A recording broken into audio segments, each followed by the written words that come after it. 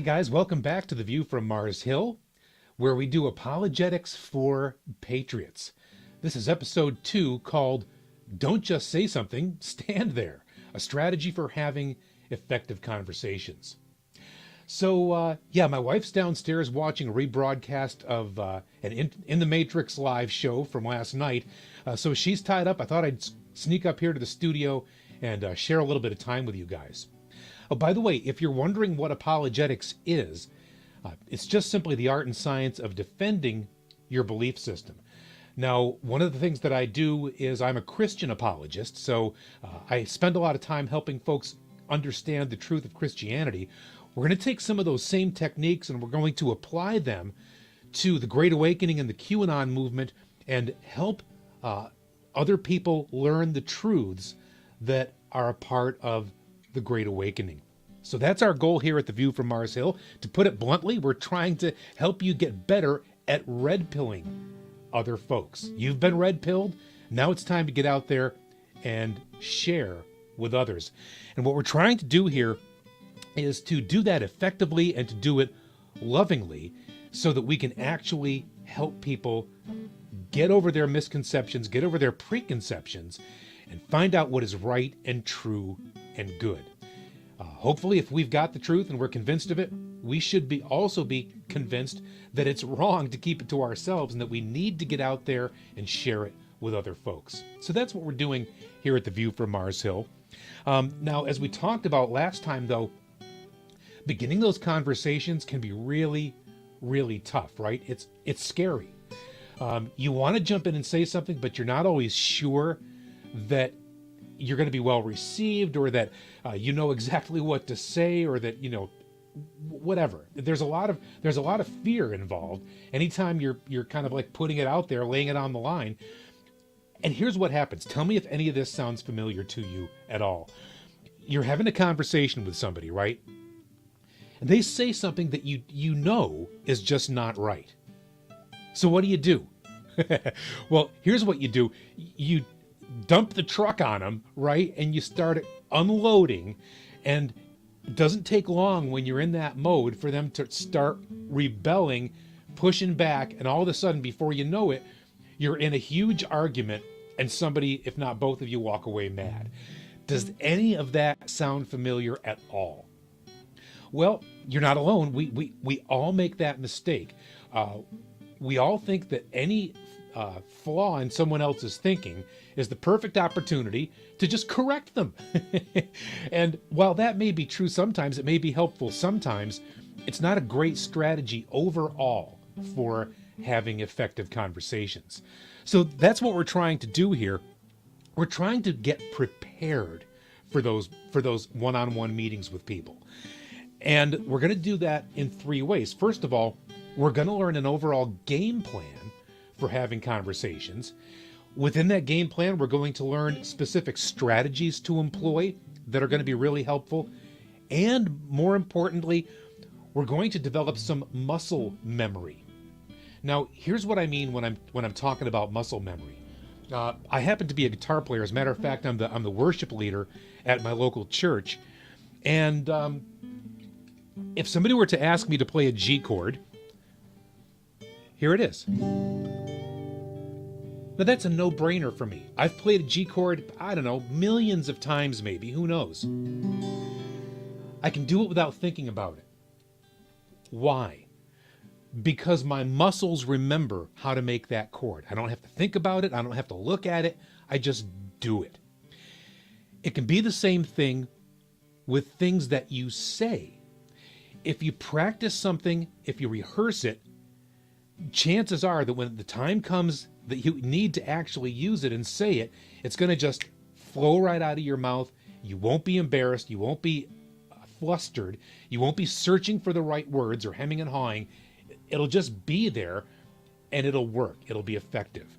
So those are the things that we're going to do. We're going to learn some strategies. We're going to learn an overall game plan, and then we're going to practice these things to make sure that when the time comes, we can be really effective at sharing the truth. So let's begin. Let's talk first about an overall strategy for having conversations. I've got it boiled down to kind of like a 5-point acronym that I'm going to share with you. That I've taught this many times working in Christian apologetics. And the acronym is for the word likes, Likes. Here's what that stands for. We're just going to run through that quickly, and then we'll talk about each one individually. The L stands for listen. The I stands for interject.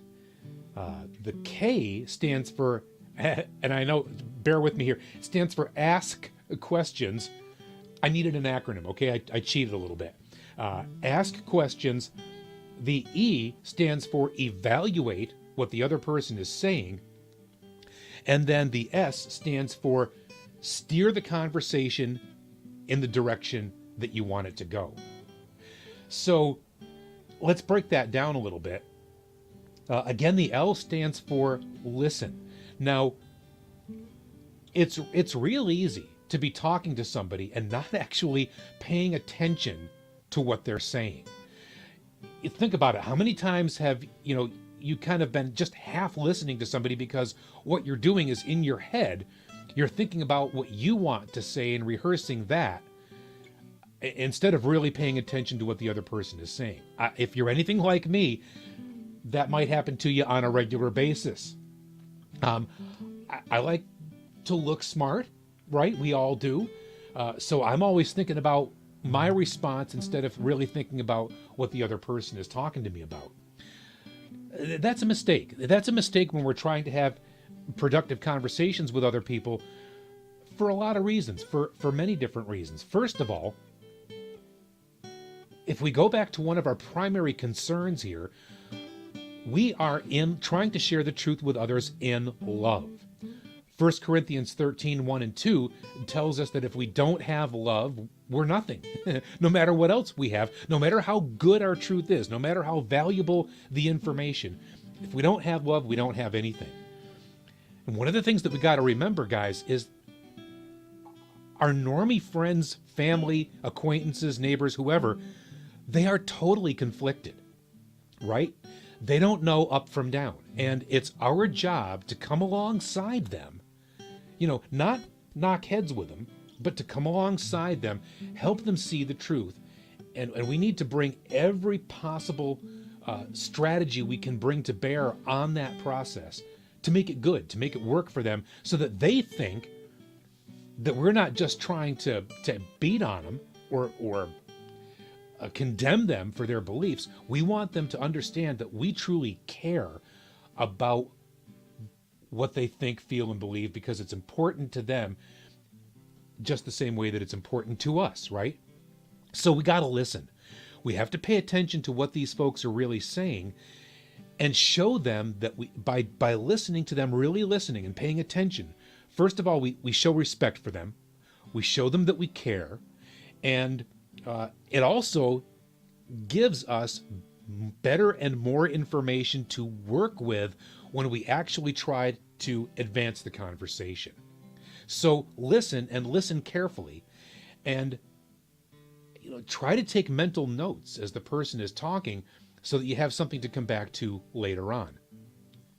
Now again, in any conversation, regardless of how innocuous the general topic generally is, you're going to come to a point where somebody's going to say something, and again, you just know that it's not right. You probably know why it's not right. And you want to just jump in there and change their mind. You just want to say something about it. Okay, you can do that. But here's what you're going to do. You have to interject yourself into that dialogue in a way that's gentle and respectful, and in a way that gives you an opportunity to really say something effective. Here's what I like. I just use the word "oh." Now that sounds silly maybe, but think about it.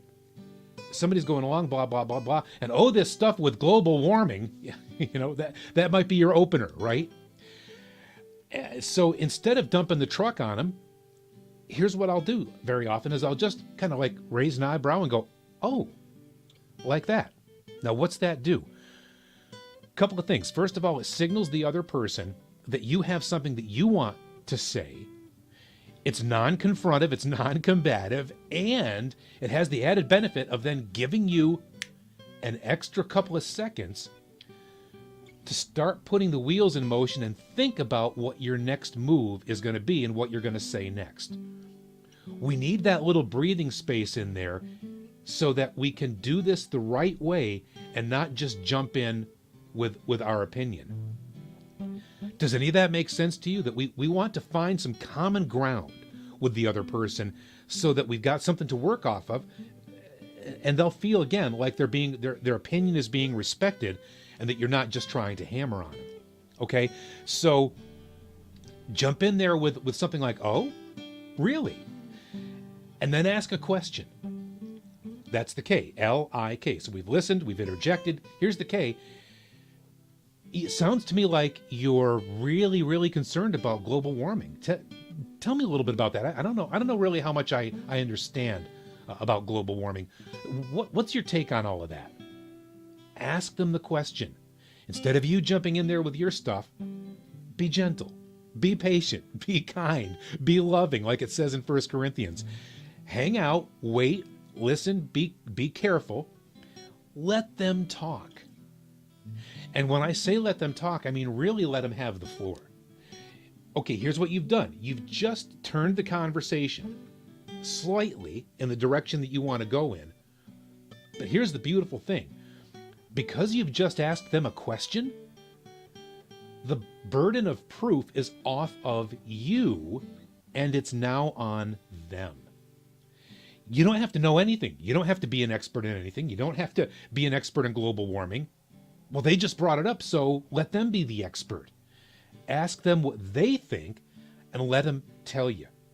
And here's the tricky part. Once they begin talking, don't interrupt.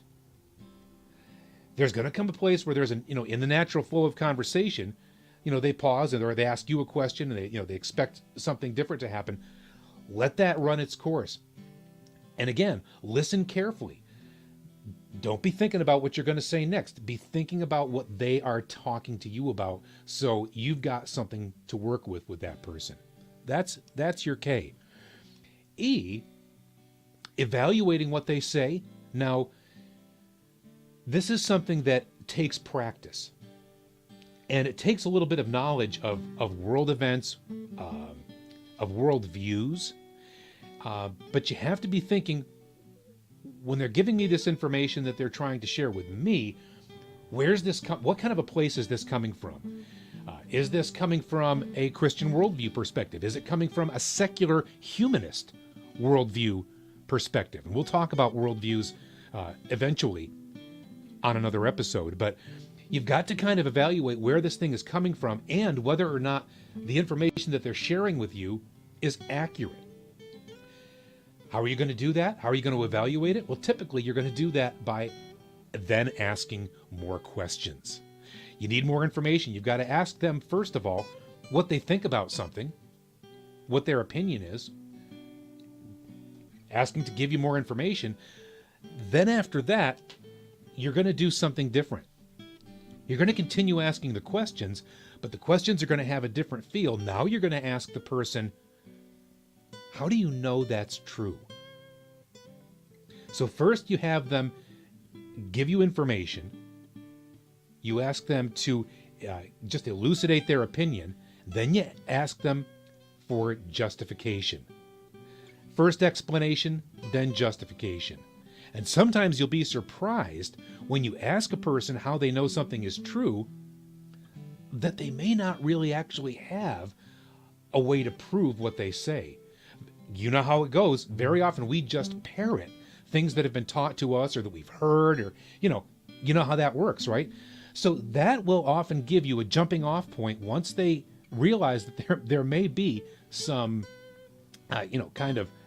deficiencies in their belief system. That's when you get a chance to really start turning the conversation down the road. So we've been talking here for about 15 minutes, friends, and I'm trying to keep these videos to a manageable size so that it doesn't eat up too much of your day, and also hopefully makes it easier for me to produce the content that I'm bringing to you. So let's leave it right there for now. We'll talk more about this in the next episode. In the meantime, I'm going to ask you for a couple of favors. Please, if you are at all inclined, like this video, share it with other folks, and if you could, leave a comment in the comment box. That helps elevate my stuff in the search engine results. Also, I'd like to just encourage you to subscribe to the channel and ring the bell for notifications so you are aware of when we're getting our next posts. So that's it for now for The View from Mars Hill. I'm Tom Kitterman. We'll see you next time. Bye-bye.